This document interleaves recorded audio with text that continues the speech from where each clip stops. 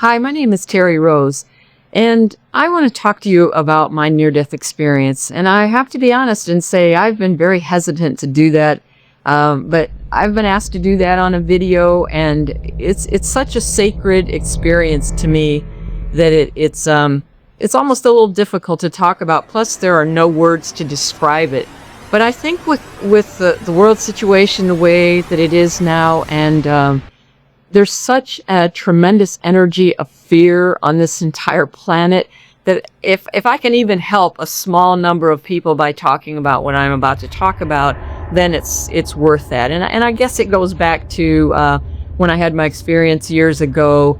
There wasn't a lot of talk about near-death experiences. There wasn't a lot of understanding about it, and it was just something that I had people that really doubted it. I had people that said, "Oh yeah, you had head injuries in your car wreck," and even my dad, in a well-meaning way, told me that I should consider that it wasn't really God or the light, that it was the devil or some kind of an evil thing that had happened in my life. And that was just it was just meant to probably protect me and help me, but it really made me wary of talking about it. But the time has come, I guess, when people need to get out there and help people understand that there's nothing to fear about. At least this is my perception of things, and I'm not saying that I'm right, but my experience was from a car wreck in the 70s, and I left my body and flew through what felt like a tunnel of lights just flying at me, and then I just emerged into this world of brilliant white light in a place that was nothing but love. That's the only way that can describe it, just a complete feeling of love. And I stood before a being of light that did nothing but love me, was capable of only loving me. And I watched my life, I saw my life review, and I'm the one that condemned myself and criticized myself, in the sense that I just wanted to do better, to be in this place and to be in this presence of this light that just unconditionally loved me, made me want to treat people better, and made me want to love myself. I think I was no different than a lot of people that are always criticizing themselves or feeling guilty about things. That's the way that I was raised. That's the religion that I was raised in, that God was someone to be feared, and that I would be judged, so I needed to walk a straight line. And it was so different than that. I was loved unconditionally, and all I wanted to do was come back and do better and love people and learn how to love and forgive and be a better person and have something better to offer.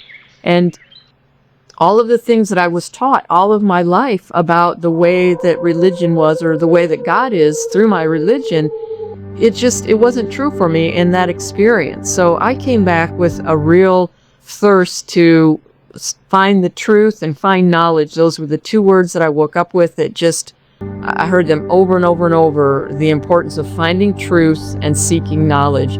So that's what my life has been about, trying to figure out what it is all about. And I'm open to anything. I would listen to anybody, read anything. I just want to find the truth in everything. But the one thing that I feel like I cannot go wrong with is loving people. And no matter how hard that can be to do at times, it can be really challenging and difficult, then I still have to go to that place where I felt that unconditional love coming from God, and try to get that feeling in my heart and then send that out to other people.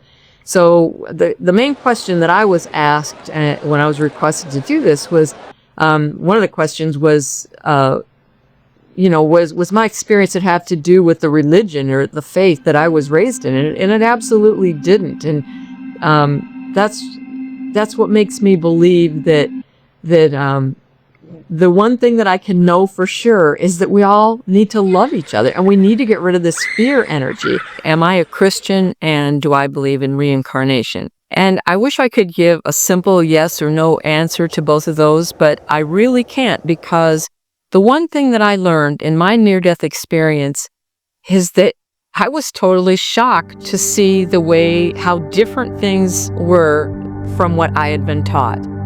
the one thing that did for me, it really taught me how I need to be open to all possibilities. And the one message that I came away with, it was so strong, and I heard those words over and over in my mind when I woke up in the hospital, was the importance of seeking truth and knowledge.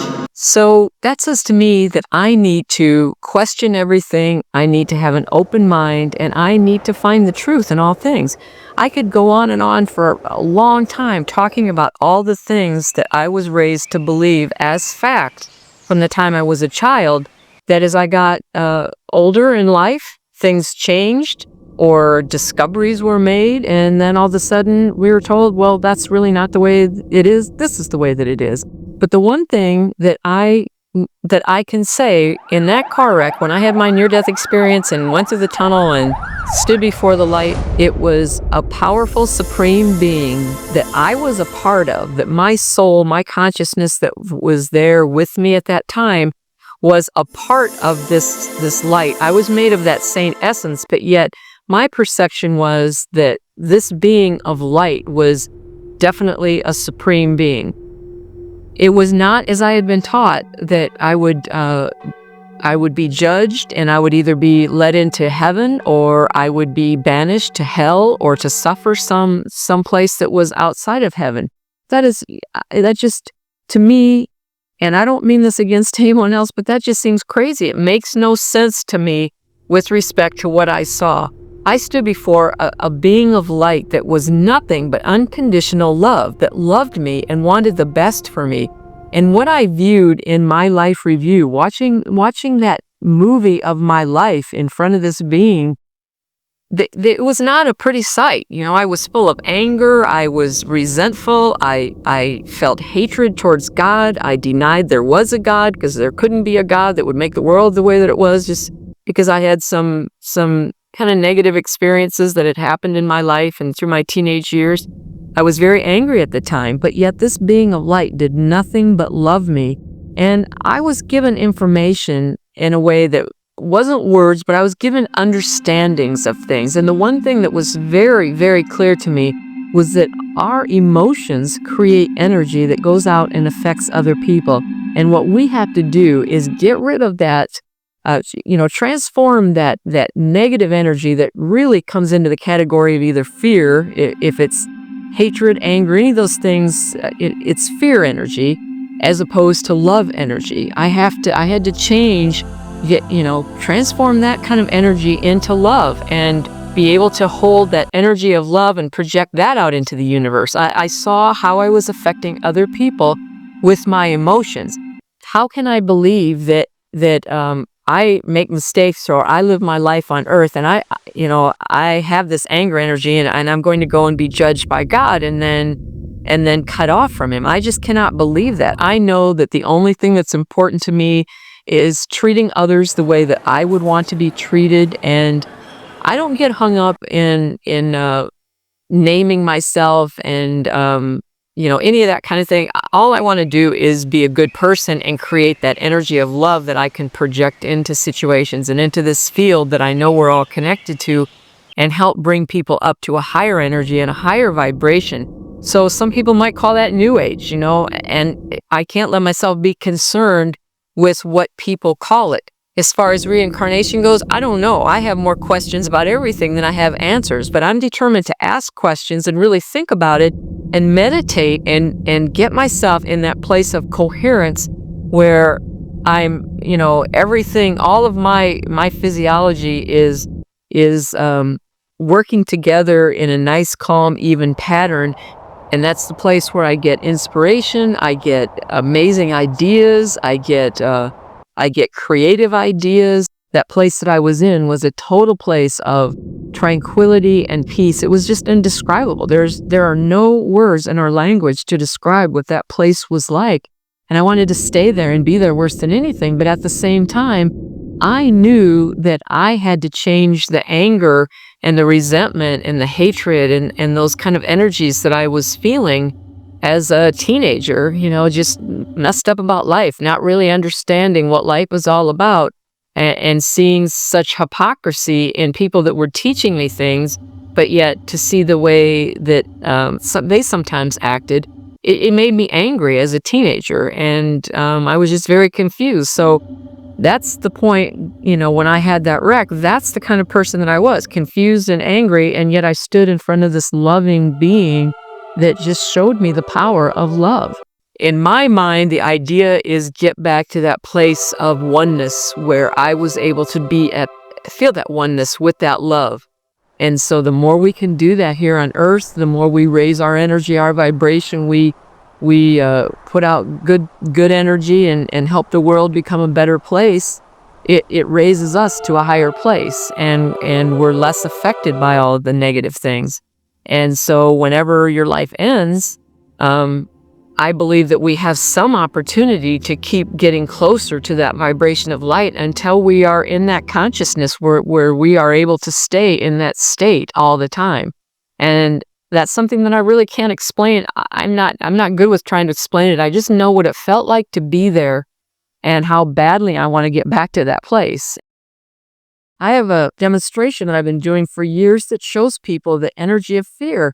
When I think thoughts of fear and I project it into water, I hold my hands around water and let that fear energy go into water and then put strawberries in them and let it float. The results every single time are just amazing, where the strawberry that's been in the fear water gets moldy and deteriorates, and the one from the love water stays fresher much, much longer. And I have a story that I've written called The Strawberry Story that shows that demonstration, and you can get that at my website to see for yourself and even try it at home if you'd like to.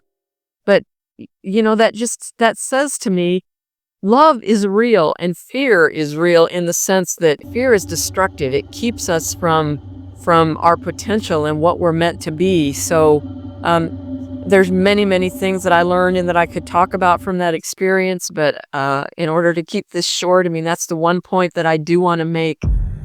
I was not judged by a mean, judging God that was looking for something to punish me for. I was loved. And so I spend my life trying to learn how to love myself and how to love other people. And I'll tell you, it is just incredible, the results that have come from that. Rather than letting myself go into fear and anger and that kind of thing, those kind of emotions, with me, when any of that happens, all I can think about is I want to get back to that place where I can love. Sometimes it's, I have to listen to inspirational type things or motivational type things, or do some work, look for those deep patterns that cause that fear and cause me to react a certain way. I've done a lot of different energy work on myself to be able to change the way that I feel inside so that I am able to love people.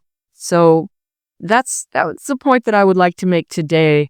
The one thing that I think that we really all need to do is find a way to have more love in our lives.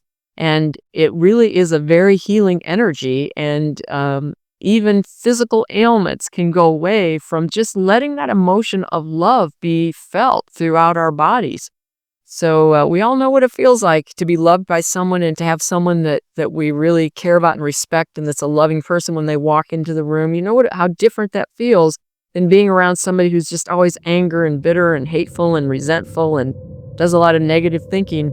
There's such a huge difference. So I think we all need to change that within ourselves. And that's what I learned. I need to change myself, and that changes the world. So I hope that can be helpful. And I hope that, if you'd like to get some more information, please stop by my website and get my strawberry story and read my blog, leave some comments. Let me know if there's some specific questions that you would like me to answer on videos. I'd be happy to do that. But more than anything, as much as possible, try to stay away from the things that make you feel negative and fearful, and do everything you can to feel love, because it makes such a difference. And that's what I think it's all about.